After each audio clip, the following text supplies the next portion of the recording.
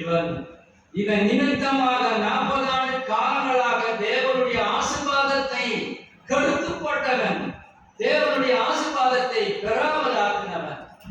நம்முடைய காலங்களில் அடுத்த ராஜாவாய் வரப்போகிற ஒரு 17-20 வயதுக்குள்ள ஒரு இளைஞன் வருகிறார்.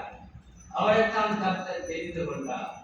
அந்த இளைஞன் மூலமாக அந்த எருசலேம் முழுவதும் தேவனுடைய ஆசீர்வாதம் நிறைவேறி வழிந்ததாக பார்க்கிறோம். அடுத்தபடியாக பல ஆண்டுகளாக தாவீதை கொலை செய்யக்கூடியாக எத்தனை செய்தார். சின்ன சின்ன காரியத்துக்கு நாம் எப்படி பேசுறோம், எப்படி வப்பு பண்றோம், எப்படி வாய் பேசுகிறோம், எவ்வளவு தூரம் நம்ம எதிர்த்து பேசுகிறோம்.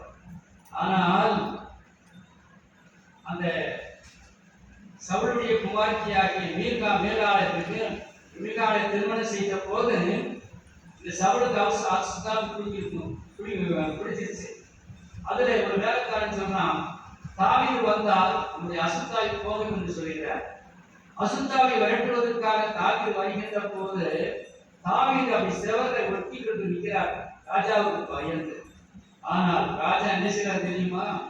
என்னுடைய எதிரி வந்திருக்கிறான், என் சத்துருவை வந்திருக்கிறான் என்று சொல்லி அப்படி ஈட்டி எடுத்து அது எய்கிறான். கர்த்தருடைய கரம் விலக்கி விட்டது. அருமையானவர்களே, நீங்கள் எல்லாரும் கூட கர்த்தர் நம்மளோடு இருந்ததுனால தாவீது ஒவ்வொரு நாளும் காப்பாற்றப்பட்டார்.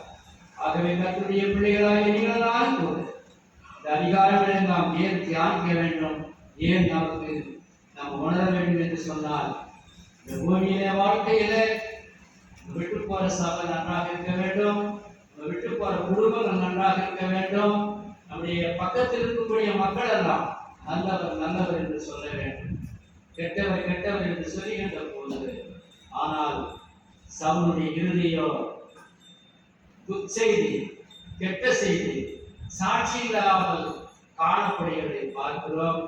40 ஆண்டு காலங்களாய் இஸ்ரவேல் மேல ராஜாவாய் இருந்தோம்.